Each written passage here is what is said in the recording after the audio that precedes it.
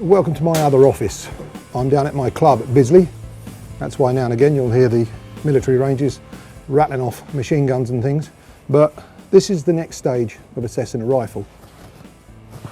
I've been through the out of the box stage, studied the features, taken them through their actions a bit. Now comes testing. All I'm trying to do at the moment is establish a zero at 40 yards. It'll give me a good base to go on. Just going to rattle off a few shots. She's nearly zeroed. The wind's kicking hard from the left to the right, and we'll see how we get on with the first 10.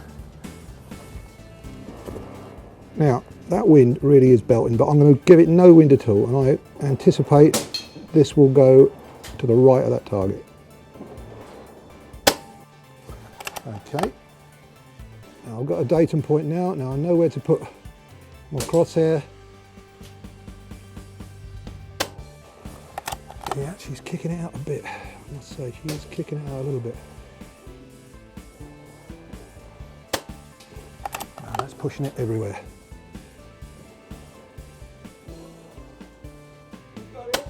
Yeah, we're back through the same hole now. Yeah, it's amazing the effect of wind, because it can make them go up and down, especially if the wind's coming at you. It can push them up and down as well as left and right. Now, I think I've got it sussed. Yeah, we're right on it now. This scope I'm using is an MTC, and it's got a fairly complicated crosshair, but it allows me to compensate pretty much where I want. Now the next one should go through that centre or very near. There we are, and that was the effect of the wind. So I'm just moving it up a notch and down a notch each time to get it where I think I want it. And that was through that top crosshair now. Now I know, go on the second one. And there we are, straight through that pellet hole. Now, that was the first 10 shots.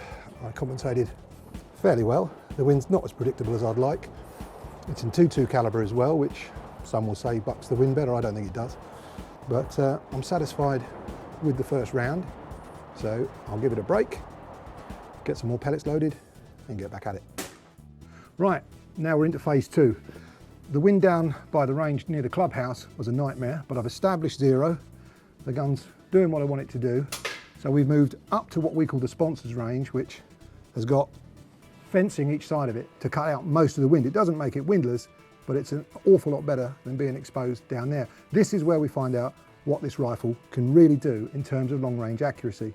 In fact, I'm testing it at range really is too long for normal hunting purposes, but everybody wants to know what they can do, including the manufacturers. So I always push it a little bit too far. But it's better to be really accurate too far than not accurate enough at close range. I'm going to get on with it.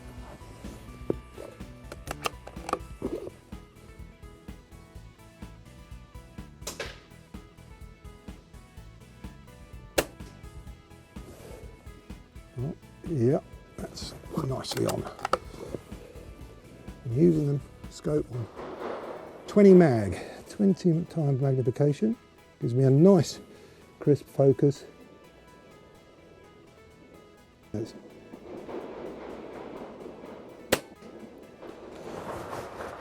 Right, okay, that's where we want it.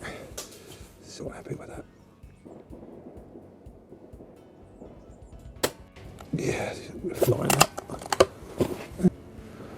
One of the most important new features on the Daystate Wolverine is the fact that you can't double load it. And that's down to the new magazine system and the way it's activated. When the shot is fired, the mag rotates because an air blast activates a little piston up there, right under the mag. There's a switch and the air blast touches it. So each time it's cycled, the mag turns around, presents another pellet. Unless it's fired though, it won't happen. No shot, no air blast, no magazine activation. So no matter how many times you crank that bolt, unless you've previously fired it, it won't go round. So you don't get 2 pellets up the barrel, and you don't get 2 shots down range that fall about a foot low. It's an absolutely brilliant system. It's all weather. I've tested it in pouring rain. I've tested it in freezing cold, and I've even seen it work out in the heat of the Arizonian desert. It's a fantastic system. It's really useful. Well done, Daystate.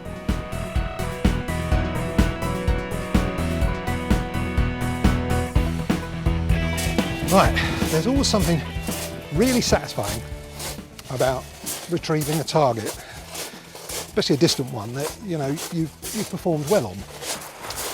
There's something about it. It's a bit childish, I suppose, but there's something very, very satisfying. Everyone's gone to a lot of effort to get this thing right. Pellet makers have put their bit in, and the scope makers and mount makers, and obviously the rifle makers, and then you get to take it out on the range and really see what it can do. Now, when that all goes right, that is a fine thing to see. That really is a fine thing to see. So this sad piece of paper, and I will confess that in my office there are several one-hole groups I've achieved over the years under trying circumstances that I've actually had framed. Doesn't get a lot more tragic than that, but that's just who we are, really. Now, I'll show you what I mean. There you go. Here's what it's all about.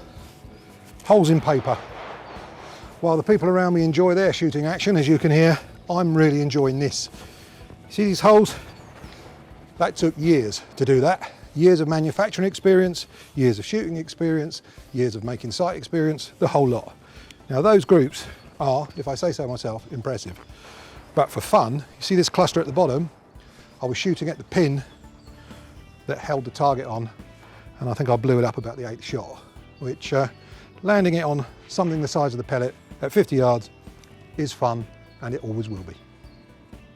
This thing will put pellets inside that at 50 yards. I've proven that, I know it will do it, but it's a hunting gun. So my next phase is to take it out in the hunting field, provided I'm confident with it, after I put it through a few positional paces. All that is basically is some standing shooting in either the target style or a more sporting hold, dropping to my knee for my most commonly used and most stable stance of all. And I can already feel my hands fit. I've got good contact here. I like what's going on at the shoulder. This thing sits still, not as still as it is on a bench obviously, but this is the hunting field. But I won't be shooting at 50 yards. I'll be cutting down to 35, and I am totally confident that this rifle will do a fantastic job in the field, and so should you be. This is a real progression from Daystate. It's virtually all new, from the Huntsman all the way through the various evolutions of electronic and mechanical rifles. Daystate seemed to get it right, and they've definitely got it right with this one. This is going to be the platform for many things to come. This, actually, quite simply, is a very fine sporting rifle.